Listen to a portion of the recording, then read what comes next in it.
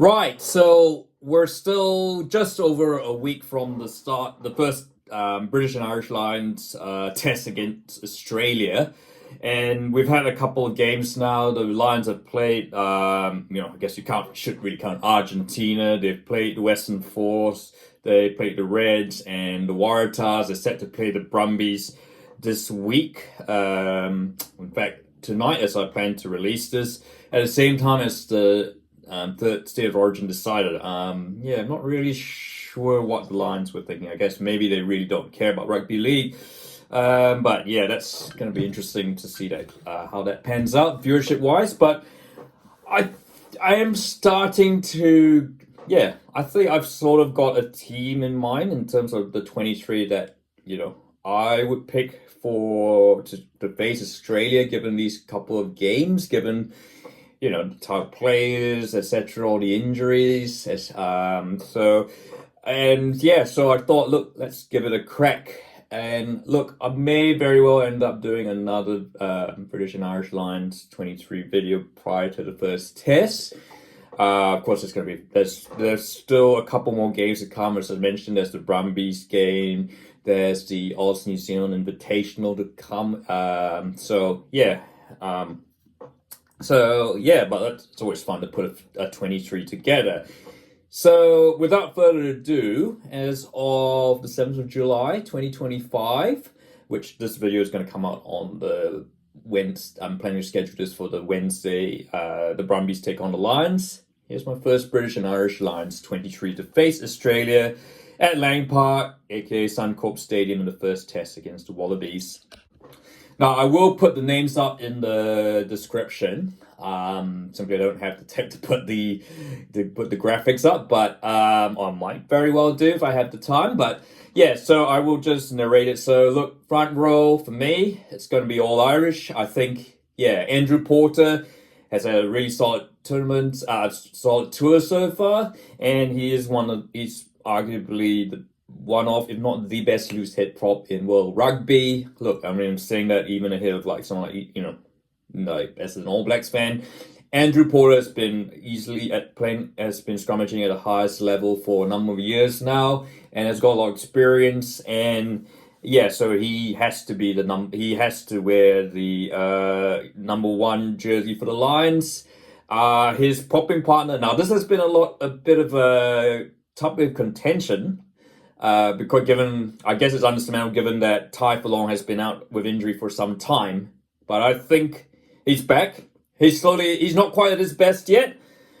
But to be honest, I wouldn't be expecting him to be at his, to be showing his best against the likes of the Force and the Reds. No disrespect to them. I think Furlong's been around for a bit. He's also a bit older now. So I think he's possibly saving up for the test series. So in my opinion, he is the best tight end option. So he's got to start at number 3. But if he's fit, and look, I think to be honest, even a Tadgh Furlong who's not necessarily 100% is still gonna beat the Wallabies front row. So for me, it's Porter and Furlong, and for hooker, I've gone for Dan Sheehan. Look, I think there are a couple other options there. There's Cowan-Dickie as well, who's quite experienced, but I'm just going to go with Sheehan. He's the first Lions tour, but he's so far been very impressive. I think mobility-wise and accuracy, I'm just going to go with Dan Sheehan. This is going to be a tight one. And I guess, look, as I've done it with the All Blacks, we might as well talk about the substitute, 16, 17, and 18. I've gone, Cowan-Dickie as Sheehan's backup on the bench. Lots of experience there, and he never plays a bad game for England or the Lions. I'll have his English, and in fact, I'll have the English front row of Ellis, Genge, and Will Stuart. Look, I know Will Stuart didn't have the best game against the Reds, but there are a couple of things I like about him. He's quite a good. He is a very good ball carrier, and along with Ellis, Genge, and I think. And again, when coming off the substitute, fresh legs, I think he could do a really good job there. So Genge. So effectively, what I'm saying, it's an Irish front row with an English, backed up by the English The English will have a starter, of course. Mauro Itoje, the captain, of course, he's got a start and he's easily the best player in the team so far. So enough said there. My Itoje's locking partner. Look, I know Tadgh Beirne's played a lot in the second row, or in the back row. I mean, back row I should say. But yeah, I think I'm gonna go with Tadgh Beirne at lock to partner Itoje. I think with the experience there. He just gets gets ahead of his Irish teammate McCarthy, who'll be on the bench. Look, Joe McCarthy's had a really outstanding tour so far. He's been really impressive, but he's still a bit, I think I just go with the experience of Tadgh Beirne to complement Mauro Itoje. I think that's going to be a fearsome locking partnership. In the backs row, so this is a bit of I guess, where you go for bulk, do you go for, I guess, mobility? There's a couple of questions there. I guess we're not, the Wallabies, yes, I mean, you've got someone like,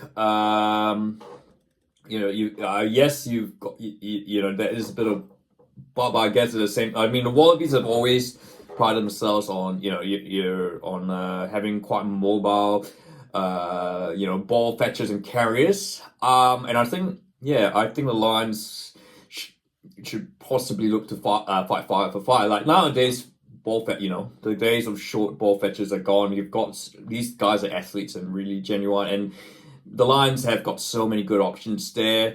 Josh van der Vlier is one of the best players of all. He's got to start for me as the open side. By the way, just a reminder.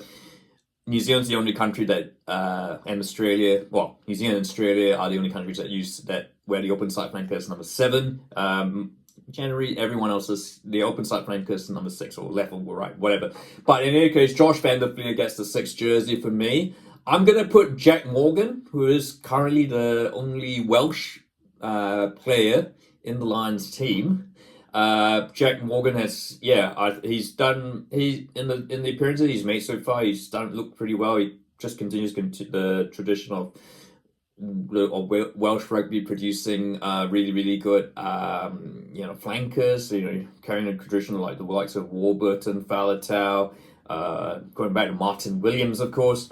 I know, this is sort of looking like 2 open side flankers, but look, I think mark-wise, I don't think they're losing too much, so for me, van der Vlier, Morgan, Jack Conan at the back and number 8. So for me, gets the number 8. And on the bench, look, I was debating whether you carry could you carry 2 flankers? Could you carry a flanker who could play lock? Because it's going to be quite physical. I reckon the breakdown is going to be where the breakdown is certainly going to be where the battle is going to be won. I like the look of Henry Pollock, and I think he's shown glimpses that he could be like the European blonde-haired version of Ardie Savia. He's still very young, still very raw, makes a couple mistakes, but look, the potential is no doubt there.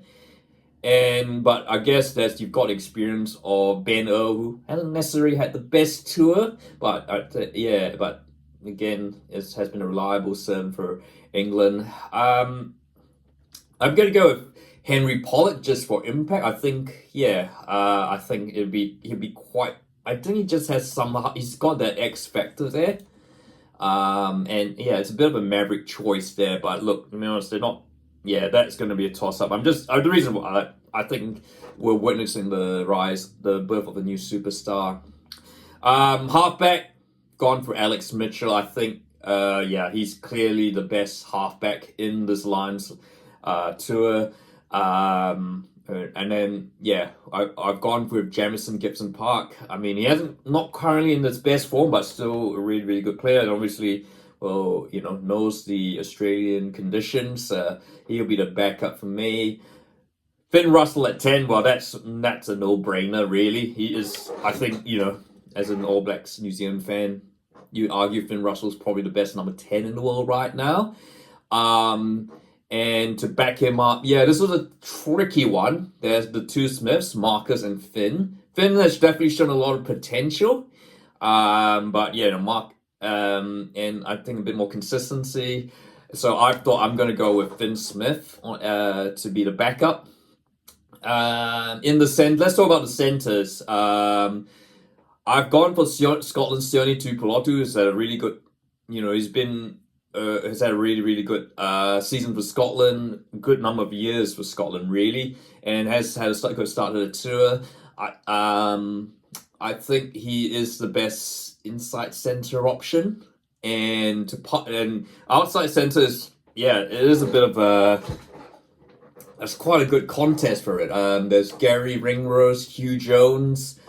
In those, it's either going to be one of those two. Look, I'm going to go with Ringrose just simply because, I think of his caliber experience. Look, and it's crazy to think this is his first Lions tour. But look, Ringrose has been such a good player for a number of years for Ireland. I'm going to chuck Hugh Jones on the bench though, because I think that, because I think as I'm going to mention a bit, we've got quite a few fullback wing options here. I mean, Finn Smith could possibly be a fullback if need be, as an emergency, as a last resort. But yeah, look, let's go to the outside backs. For me, James Lowe's got to be the blindside wing. He's easily been easily the best option there. Sadly, I think Duhan van der Merwe's kind of played himself out. I mean, he's got a try, but just hasn't quite found the form that he's shown for Scotland. And I think he's been found wanting a bit in defense. Now, of course, let's go to now. I should mention, of course, Elliot Daly, the English fullback, is out of the tour with a wrist injury, so. This is going to be quite interesting here, the fullback position, and I think the open side 14, the right wing position is going to be I'm going to mention it because it's quite relevant. I'm going to put Tommy Freeman, who's had a really good tour so far. He can play fullback and wing. I could have possibly snuck him at wing ahead of my choice for right wing, Mack Hansen. But I think the funny thing is, of course, Daly's injury has opened up this opportunity. The other thing, of course, I think you just wonder, having Andy Farrell as coach, he knows the Irish players far more intimately than the rest of the other nations.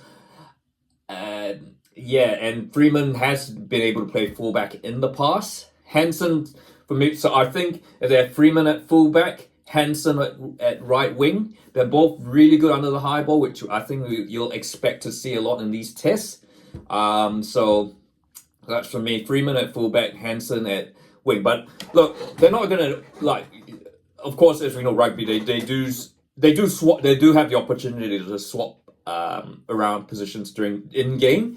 You could very well see Hansen move to the fullback position of Freeman, just to create a bit of uncertainty there. But so that's why I think those two would probably be the right combo there. For 14-15, you keep James Lowe at blindside.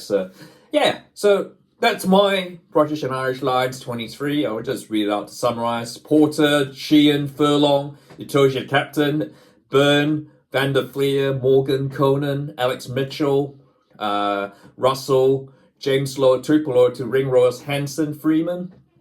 You're starting 15. On the bench, you have Cowan-Dickie, Genge, Stuart, McCarthy, Pollock, Gibson-Park, Smith, and Jones. Actually, in my notes, I did put Pollock / Earl. I think that is going to be quite a toss-up there. So, look, of course, I am not the Lions coach, so I'm pretty sure this team is going to be quite different. And I'm thinking but look, I think this is going to be a pretty tough call, because I think this Lions team is really stacked with talent.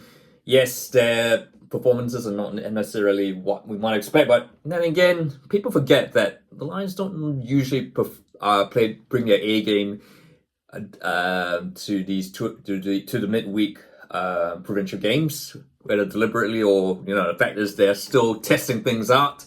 They certainly don't want to give away they don't want to show the full house before the test. So I'm expecting a few different options. This is my opinion, what I think will be the best lineup. But look, I'd like to hear your thoughts, and of course, post your teams in the comments. And of course, if you like this video, feel free to like, and don't forget to subscribe.